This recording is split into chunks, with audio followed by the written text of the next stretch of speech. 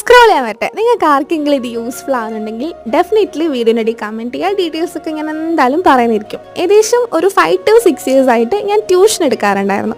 So ഇപ്പോഴത്തെ എൻ്റെ അവസ്ഥയിൽ എനിക്ക് ഓഫ്ലൈൻ ട്യൂഷൻ പറ്റാത്തത് കൊണ്ട് ഞാൻ ഓൺലൈനിലേക്ക് മാറിയിരിക്കുകയാണ്. സോ ഏതെങ്കിലും മക്കൾക്ക് ഓൺലൈൻ ട്യൂഷൻ വേണമെന്നുണ്ടെങ്കിൽ ഷുവറായിട്ട് നിങ്ങൾ കമൻറ്റ് ഇടുക. ഡീറ്റെയിൽസ് ഒക്കെ ഞാൻ എന്തായാലും പറയുന്നതായിരിക്കും.